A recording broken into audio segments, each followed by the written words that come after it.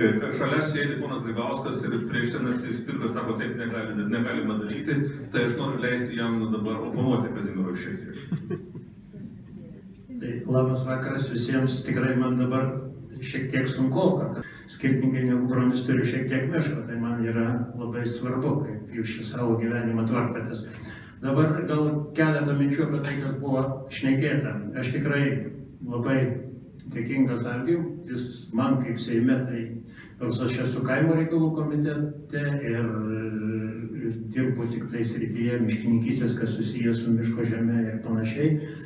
Bet jis man labai daug kur padeda ir kai ką pavyko bendromis jėgomis padaryti, bet ne viską pavyko padaryti ir apie kai ką dar galvoju pašnekėsiu, ką manau, kad dar galima padaryti. Tai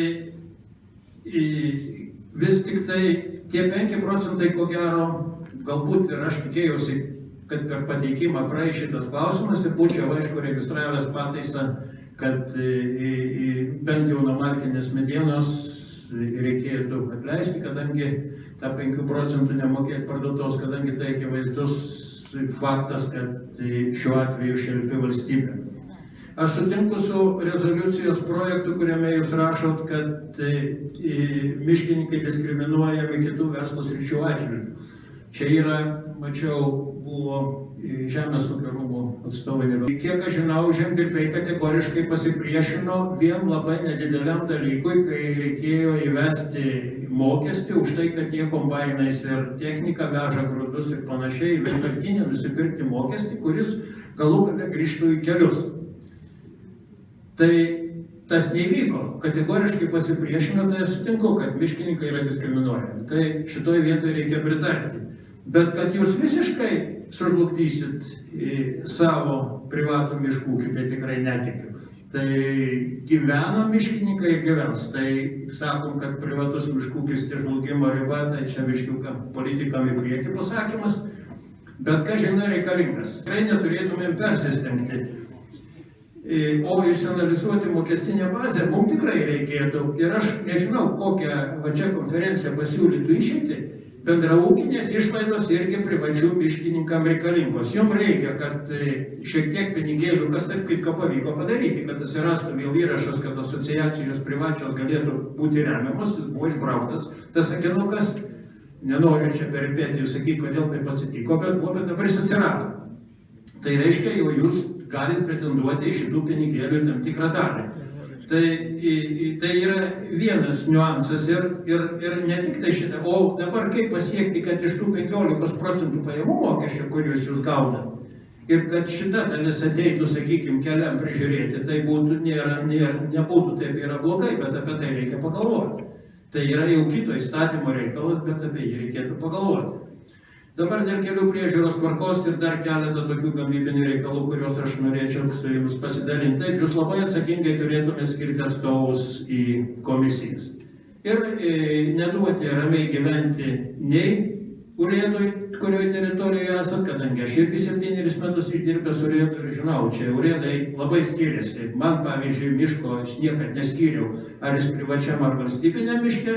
Tas kelias, jeigu reikia mums važiuoti, aš jį remontuodavau. Ir radęs buvo išeiti, kadangi visi kolūkiniai miškai turėjo savo kvartalus ir ten nesunkiai parašydavo ir valstybės kontrolinį kartų prie manęs neprikyvo. Bet dabartiniai urėdai, kai kurie ypatingai jaunieji, tai galvoja visiškai kitaip ir galvoja, kad čia kelias yra ne valstybės ir ne jo rėmi, net ir negalvoja jų remontuoti. Tai reikia šitoje vietoje biškiuką kitaip pasirengti. Ir aš manau, kad jūs paskirsit atsakingus žmonės, pergalvosite, pasijungsite į kitas asociacijas, kurios yra, ir visus rajonus deleguosite tą, ką reikia.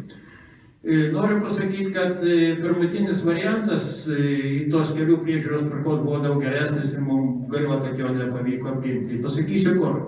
Ten galima buvo panaudoti visus kelius, nebuvo įskirti keliai pagal grupės, dabar liko tik 3 ir 4 grupė, tai yra tik vietiniai keliai.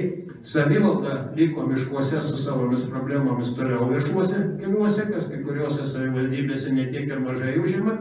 Ir dar kas blogiausia, kad nebegalim, nėra parašyta nieko apie vietinius karjerus arba mažosius karjerus, kas tikrai būtų atpiginę darbus. Tai šitoj vietoj mes atrodo, kad būsim prašovę. Na, ką padarysi, yra taip, kaip yra. Gal ir mes čia patys biškiuką kalti, galbūt nesugebėjome apginti savo nuomonės, na ir gal Teisingumo ministerija labai jau pažiūrėjo formaliai į kelių įstatymą. Antras dalykas, dėl ko mes turėtume visi kartu pagalvoti, tai investicijų kelių plėtra. Čia yra kita programa, kurie ateina per Žemės ūkio ministerija ir aplinkos ministerija, čia jau per mokėjimo agentūrą, kiek žinant, tinkamai finansuoti lėšų irgi dėkui čia jūsų vadai, pavyko mums tą koeficientą tinkamų pajamų, tinkamų išlaidų padidinti nuo 50 iki 80%. Ir dabar, kitaip sakant, valstybė arba iš ES pinigėlių gauna 80%, 10% turėtų turbūt prisidėti savivalda, jeigu, aišku, gerbiamas meras neprieštarautų, jeigu anykščius paimtumėm, ir 10% savininkai. Tiek jau galima, gal ir, kaip žmonės sako, sukreipyti, kai anksčiau buvo 50%, nieko iš to reikalo nebūdavo ir ta programa liko neišnaudota ir čia mums priekaištavo, kad mes to nepadarėm. Dabar manau, kad tai neįvyks. Dabar, kiek žinot, Seime yra svarstomas kooperacijos įstatymas. Jis jau pateikimą praėjo, aš tikrai nuoširdžiai laukiu jūsų pasiūlymų. Aš žinau, kur jums skauda dėl kooperacijos reikalų ir ten galima vieną kitą lengvatą išprašyti ir tą, ką gerbiamas mūsų Bronis sakė ir ką kiti sakė, va čia vyrai, tai tikrai apie tai reikia pagalvoti. Ir čia dėl tos kritikos, kurios aš gavau. Taip, aš esu tas niekadėjas, kuris vadovavau tų saugiklių įstatymo grupiai. Ir miškų mes prašovėm, čia jūs teisus. Iš tikrųjų nenumatėm tų iš anksčiau atėjusių dalykų, kad kai kas įsigudrino miškų ūkio paskirtį sujungti su žemės ūkio paskirtim. Ir vat mes to momento departamentas miškų nepastebėjo, mes pasiūlėm būtai gerą pataisą, kad norėdami, kad valdos mūsų stiprėtų ir Seimas lengvai pritarė, bet šitą pražiopsojom. Tarp kitko, čia dar yra didžiulė bėda, jeigu šnekant apie žemę. Tai mes dar su tą pardavimu kaip tai susitvarkėm ir įėjom į normalų lygį ir tas, kas prognozavo, kad čia viskas įvyks kitaip su žemė, absoliučiai nepasiteisino. Reiškia, įstatymas tvarkoj, bet su nuoma tai prašovėm visiškai. Ir nieko nepadarė. Ir dabar va čia su žemės nuoma, kad padėti žemdirbėm į miškų, aišku, negalima nuomoti. Tai čia dar yra lieka problema, kur aš nežinau, dar reikėtų kai ką tai padaryti. Taigi, darbų tai mes turim, bet ir laukiam ir jūsų pasiūlymų. Tai ką, gerų metų, geros sėkmės ir, na, už klaidas, kurias padariau, man kaip Seimo nariui dovanokit, bet, na, kartais banda ir frakcijos reikia prisiklausyti. Ir ne visada esu visiškai laisvas sprendimuose. Daugokit sveiki, laimingi.